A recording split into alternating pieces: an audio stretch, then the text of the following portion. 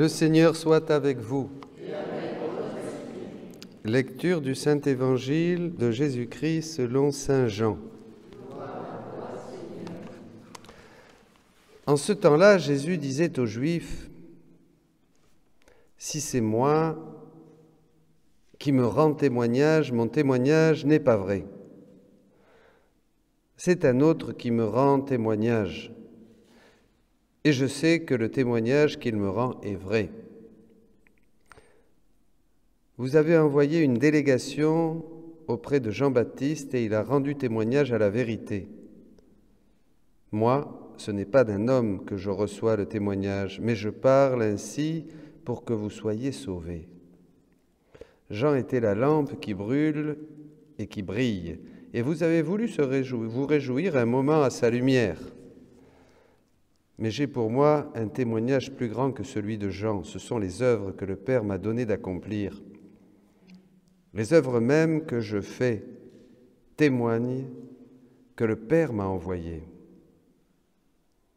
Et le Père qui m'a envoyé, lui, m'a rendu témoignage.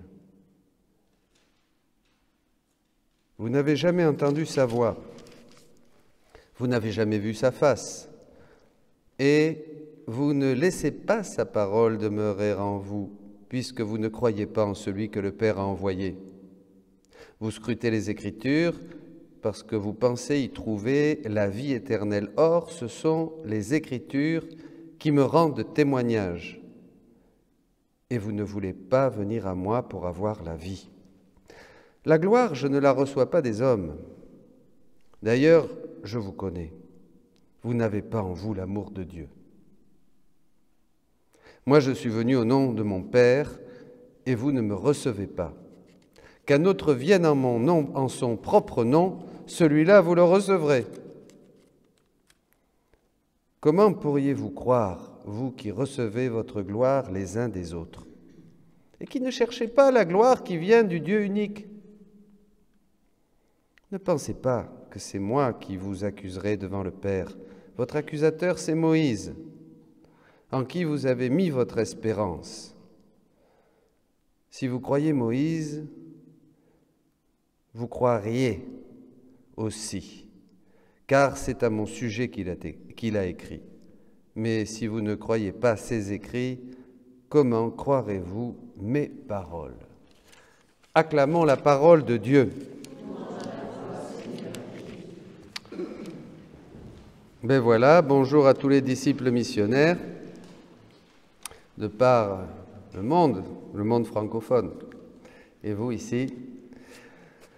Alors évidemment, les évangiles de Jean, il n'y a plus que Jean maintenant, on va lire Jean jusqu'à Pâques.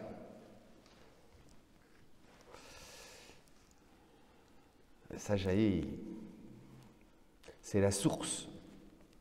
C'est des évangiles où il vaut mieux que le prédicateur ait un peu prié avant quand même, voyez, parce que c'est des choses profondes. C'est des choses profondes, c'est des choses qui touchent la vie profonde, la vie avec Dieu, la vie de l'homme, la souffrance, la résistance, voyez, tous ces thèmes-là, tout ça, c'est dans Jean et c'est dans ces évangiles-là maintenant, d'accord? Donc il faut déjà savoir que pour bien comprendre la parole de Dieu, il faut quand même beaucoup prier. Ça, c'est important de dire ça aux gens, vous voyez? Parce que sinon, voilà, il faut beaucoup prier. Là, plus on prie, plus on est immergé en Dieu, plus la parole de Dieu devient, quoi? Vivante. Vivante. Mes paroles sont esprit et vie, dit Jésus dans Saint Jean, vous vous rappelez? Donc voilà, et moins on prie, plus la parole de Dieu, ça nous tombe un peu dessus comme le bottin téléphonique, quoi. Vous voyez, ça nous fait ni chaud ni froid, c'est fadasse, on ne comprend rien. C'est comme un vitrail quand on le voit de l'extérieur, d'accord? Ça, il faut dire ça aux gens.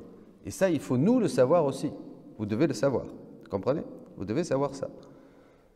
Ça ne sert à rien même d'aller tous les dimanches écouter la parole de Dieu si avant vous dites aux gens, si tu n'as pas décidé dans ton cœur de vraiment supplier, te mettre à genoux, dire Seigneur, ouvre mon espèce d'esprit bête, et têtu, borné, tellement collé aux choses du monde. Hein. Vous avez écouté la première lecture, hein, Moïse et le veau d'or.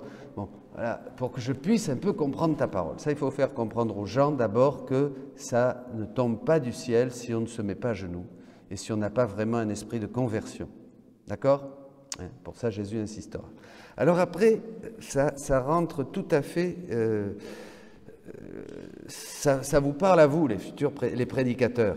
Hein. Si c'est moi qui me rends témoignage, mon témoignage n'est pas vrai. C'est un autre qui me rend témoignage. Voyez ? Ne vous laissez pas distraire. C'est un autre. Si moi je vous parle pour vendre ma camelote, je me vends moi. Souvent on fait ça, nous les prédicateurs. Pour ne pas choquer, on va dire, ben oui, pour que monsieur machin soit content, madame là qui a le chapeau à plumes aussi, elle soit contente, pour faire plaisir à tout le monde. Alors voilà, on va parler comme ça, on veut que tout le monde soit content, on veut que tout le monde soit content après votre prédication. Et ben voilà, pour qu'ils disent, ben c'est bien père, oh, c'est bien ce que vous avez dit, oh, ça m'a plu, hein, ça fait plaisir, oui, oh, c'est gentil, puis tout le monde est content. Hein? Ça va pas ça. Pas bon. Voyez, là vous vous rendez témoignage. Vous cherchez que les autres vous applaudissent, c'est ce que faisaient les Juifs. Voyez, et que tout le monde soit content. Non. Ah, mais si vous donnez témoignage d'un autre, c'est-à-dire que, qu'est-ce qui se passe? Comment on peut donner témoignage d'un autre? Parce que vous avez vécu un avant et un après. Voyez, vous ne pouvez parler de Jésus-Christ que si vous avez vécu un avant et un après. C'est-à-dire, avant, j'étais comme ça, Jésus est entré dans ma vie, maintenant, je suis comme ça. Et je te parle, moi je te donne témoignage de ce que le Christ a fait en moi. Vous comprenez? Un jour, il y avait des jeunes, ils jouaient, ils aimaient beaucoup un père qui était génial parce qu'il se mettait avec les jeunes, il sortait avec eux, il allait en pique-nique, il faisait plein de trucs avec les jeunes. Il jouait au foot, il remontait sa soutane, là. Et puis alors ça y allait, vous voyez. Et voilà. Et un jour, il y a un jeune qui vient le voir et qui lui dit « Ah, père, je veux être prêtre, comme toi. » Ah bon, il a dit ça. Ça sert hein, de se mettre avec les jeunes, jouer au foot avec eux et de faire tout ça. Hein. Il était content, il dit « Mais ça marche, ma pastorale. Hein.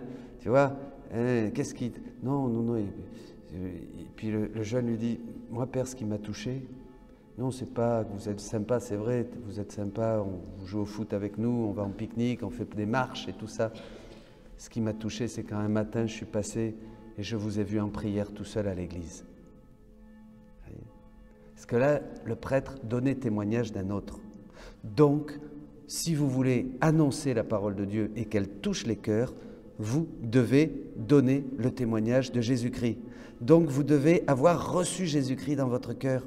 Vous devez avoir reçu un Jésus vivant, un Jésus qui a touché votre vie, un Jésus qui a changé quelque chose, un Jésus qui a libéré quelque chose, un Jésus qui a pacifié quelque chose, un Jésus qui est entré peut-être comme un tremblement de terre ou comme un tsunami, hein, et qui a fait que maintenant vous êtes un autre bonhomme, une autre bonne femme. Vous voyez? Ça, c'est important. Alors là, vous pouvez vraiment parler et vous donner témoignage d'un autre. Et les gens savent, ils sentent que votre témoignage est vrai. Pas besoin d'être curé ou bonne sœur ou grand prédicateur. Tout ça, c'est pas vrai. Commencez à parler de Dieu. Commencez à parler de votre expérience de Dieu, que le Seigneur a fait des merveilles dans votre cœur, qui vous a changé la vie. Et vous allez voir, tout le monde va se mettre à prêcher. Tout le monde donne témoignage. C'est formidable. Toi, tu témoignes, toi, tu témoignes, toi, tu témoignes. Alors, vous témoignez au coiffeur, mesdames. Toi, tu témoignes dans ton boulot. Toi, tu témoignes à ton mari, à ta femme. Tu dis, c'était formidable, je suis content, je sens la paix. Voilà. Vous donnez le témoignage d'un autre. Et vous ne faites pas comme ces gens. Alors là, vous voyez, devant, il y a pas mal de choses dans ce texte que vous pouvez prendre. Mais évidemment, on ne peut pas tout prendre. Dans une prédication, vous lisez un texte de Saint Jean, vous dites, tiens, je vais parler de ça aujourd'hui. Donc, tu prends une ou deux choses. Après, ce qui est bien aussi, donc là, je vous ai parlé, Jésus est passé dans ta vie, il t'a été touché, tu rends témoignage d'un autre, hein, tu ne racontes pas une histoire ou une blague, vous savez, hein, quelquefois, voilà. Bon. Alors, bon. Alors après, il parle tout de suite en face de Jean le Baptiste. Hein? Jean le Baptiste est venu, il a rendu témoignage, etc., etc. Il était la lumière. Vous avez voulu vous réjouir un moment à sa lumière. C'est bon ça, hein? Jean le Baptiste, il a bien prêché, vous êtes venu vous réjouir un petit moment. Alors vous savez, parce qu'il y a des gens, quand on prêche, alors il y a plusieurs catégories. Il y a ceux que ça n'intéresse pas, bon là, il n'y a rien à faire. Il y a ceux que ça énerve, hein, évidemment, parce que vous mettez le doigt sur quelque chose qui fait mal. Alors bon, ça aussi, hein, c'était les Juifs, hein. Ils étaient énervés de la prédication de Jésus. Hein, Jésus les horripilait, bien sûr. Et puis après, tu as ceux qui ont trouvé ça sympa. Alors ils viennent vous voir souvent. Et puis oh, c'était beau, ouais, j'ai bien aimé. Hein, mais rien ne change. C'est marrant, c'est-là. C'est une catégorie comme ça. Ils ont écouté, hein, ils vous félicitent, mais ils ne vont pas changer. Ah bon, non, ça ne va pas leur passer par la tête. Ils se sont réjouis un moment à la lumière. La parole de Dieu, bonne nouvelle, évangile, une bonne nouvelle, c'est ça, les a réjouis. Mais évidemment, la parole de Dieu, ça réjouit toujours. Vous êtes d'accord avec moi? Quand on prêche la parole de Dieu, il y en a qui sont contents. Hein, et ben voilà. Mais ils ne changent pas. C'est ça. Là, c'est une catégorie, vous voyez. Hein, vous vous rappelez, le semeur est sorti, le grain tombe à côté, dans la pierre, dans peu de terre, hein, et quelquefois dans un bon cœur. Donc tout ça, il faut savoir ça. Mais en fait, normalement, tout le monde devrait être renouvelé dans la parole. Hein. Je me souviens ces assemblées, les assemblées de Noirs aux États-Unis. Hein, bon, ben, c'est dans l'église protestante. Ils sont tous là, vous savez. Et alors tu parles de Dieu, et ils sont tellement... Ils ont tellement faim de Dieu, ils connaissent tellement la parole qu'à chaque fois que tu parles, ils disent « Amen, Amen ». Oui, Jésus-Christ est le Sauveur. Amen. Il est né et puis il est venu pour nous sauver du péché du diable. Amen. Amen. Ils sont tous là, tu vois, parce qu'ils vivent. C'est pas du show. C'est pas du show. Ils vivent la parole de Dieu. Ils sentent le témoignage. Vous voyez, quand la parole de Dieu est prêchée dans l'esprit, tam, pam, pam, pam, elle touche, elle touche, elle touche, elle te renouvelle. Tu sens la joie. Tu sens la joie. Moi, j'ai vu des gens qui se sont mis à pleurer pendant une prédication. Je me souviendrai au Nicaragua, je prêchais la parole de Dieu. Il y avait une femme qui était là. Elle s'est mise à pleurer. Elle s'est mise à pleurer. Elle était foudroyée par la parole de Dieu. C'était impressionnant. Elle ne pouvait plus s'arrêter de pleurer. J'en ai qui se sont mis à rire aussi, vous voyez, parce qu'ils sont touchés par une joie. Hein, ils sont touchés par la joie du Seigneur. Tu prêches la joie, et ils sentent la joie, ils sentent la joie, ils sentent la joie. Alors tu vois les sourires, ils sont là, comme ça. Voilà. Donc la parole est vivante. Vous voyez, il faut vraiment arriver avec un cœur d'enfant pour prêcher la parole. Donc tout ça, c'est très important. Là, vous avez un évangile dans Jean 5, 31, 47, un évangile pour vraiment parler de cette chose-là, hein, de la prédication, de recevoir la parole et de donner témoignage d'un autre. Vous êtes porteur de quelqu'un, vous êtes la voix, la parole, c'est Jésus. Toi, dans ton boulot, à droite, à gauche, là où tu peux, hein, partout, hein, là où tu peux, tu essayes de parler de Jésus. Hein. Et puis si les gens ne veulent pas que tu parles de Jésus parce qu'ils sont anti-Jésus, ben tu souris. Hein, voilà, tu souris, tu souris. N'oubliez pas de sourire. Très important, souriez, voyez, même quand vous n'avez pas envie, on s'en fout, souris. Voilà. Non mais c'est très important ça, c'est très important. Moi j'ai pas toujours envie de sourire, mais je fais un effort, je souris. J'ai pas toujours envie de parler, je fais un effort, je parle. J'ai pas toujours envie de parler, de prier, je fais un effort, je prie. Pas vrai? Ou vous faites ce que vous avez envie. Bon, vous voyez, ça c'est important. Donc souriez aussi. Il faut expliquer tout ça aux gens. Il faut expliquer tout ça aux gens. Alors après, bon, on va un peu plus loin. Jésus, alors là, bon, on ne peut pas développer tout dans le texte, mais généralement, il faut prendre une ou deux choses qui vous touchent. Vous voyez? Une chose ou deux qui te touchent. Bon, ça veut dire que vous avez déjà médité, évidemment, le texte du jour. Hein, comme vous méditez la Bible tous les jours, une bonne demi-heure au moins. Hein, c'est ça. Plus ça va, hein, avec une pénitente, ça fait peu de temps, on se disait, ben oui, tout nous ennuie. Vous devez arriver à un moment, vous, les prédicateurs de la parole, les témoins du Christ, où dès que vous sortez de Dieu, dès que vous faites des choses que vous ne parlez plus à Dieu, vous n'êtes plus avec Dieu, vous vous embêtez. C'est normal, vous inquiétez pas, hein, c'est normal. Jésus dit à Louisa, je veux que tu ne penses qu'à moi, je veux que tu ne parles que de moi, je veux que tu ne regardes que moi, je veux que tu ne sois qu'avec moi, je ne veux que tu ne fasses que des choses avec moi. C'est marrant. Hein? Tu te dis, mais si tu comprends ça au niveau humain, tu ne comprends rien. En fait, Jésus nous dit ce qu'ici on va lire, hein, vous ne voulez pas venir à moi, hein, vous scrutez les Écritures. Alors ça, vous voyez, ouais, là on cherche, il y en a qui se cassent la tête, hein, comme faisaient les Juifs. Là, vous scrutez les Écritures, voilà, pour chercher, qu'est-ce qu'il y a, pour couper le cheveu en 4, on va faire telle chose ou telle chose, on va utiliser tel pastoral. Oh, ce livre, ah non, ça c'est mieux. Hein. Ah, on va faire comme ça, ou la liturgie, non, il faut que ça soit comme ça, et comme ceci, et comme ça. Là, vous voyez, tout un tas de trucs. En fait, vous ne voulez pas venir à moi pour avoir la vie. La vie. Ce qu'on doit sentir, ce que vous devez faire comprendre aux gens, c'est que s'ils vont vers Jésus, sincèrement, avec un cœur qui cherche la conversion, ils vont avoir la vie. Mais on ne peut même pas expliquer. Ils vont avoir quelque chose de merveilleux. Ils vont sentir quelque chose de merveilleux, ils vont voir le monde différemment, la parole va résonner dans leur cœur, ils vont avoir faim de Dieu, ils vont avoir soif de Dieu, les choses du monde vont être relativisées pour eux, ils vont avoir la force dans les combats, dans les difficultés, les souffrances, ils vont avoir la vie, ils vont commencer à sentir, à comprendre des choses du ciel, comme dit l'apôtre Paul. Vous voyez, vous devez faire comprendre aux gens que le fait, c'est pas un peu de trucs homéopathiques, vous voyez? C'est pas de la dilution. C'est puissant. Ça, il faut que ça se voie. Si vous voulez. Parce que comme vous ne donnez pas témoignage de vous, mais d'un autre, à travers votre expérience de Dieu, c'est ce que je disais au début, c'est puissant.